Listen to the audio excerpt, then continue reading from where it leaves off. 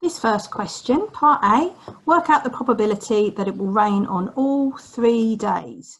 So the probability that it will rain on Friday and on Saturday and on Sunday.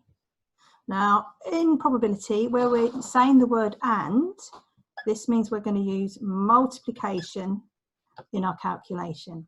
So probability it rains on Friday is 0.7, and I'm converted it from percentages to decimals because it's easier to do the calculations.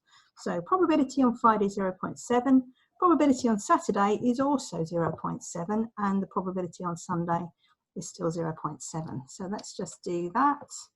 I can cube that, and the answer is 0.343. So 0.343, that's the probability it rains on all 3 days for part A. For part B, work out the probability that it will rain on exactly 2 consecutive days.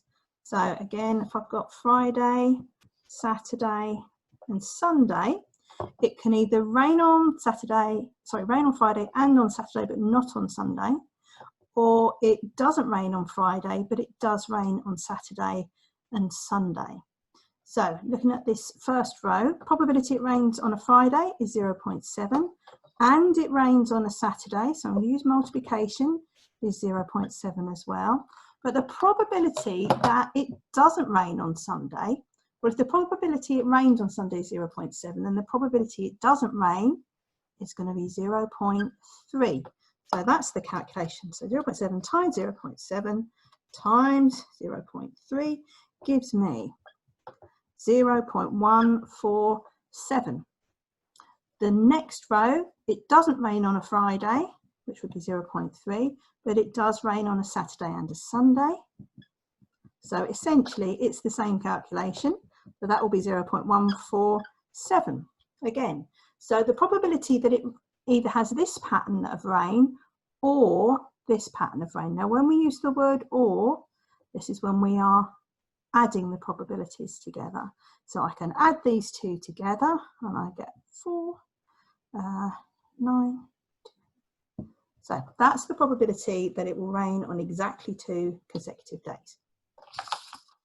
Okay, the other question was a sample space. You have the difference of scores when you roll 2 dice. Okay, so table's completed correctly. What's the probability of scoring a 1? So probability of scoring a 1. Let's have a quick look. So all our 1s are here and here, so we just count them up. 1, 2, 3, 4, 5, 6, 7, 8, 9, 10.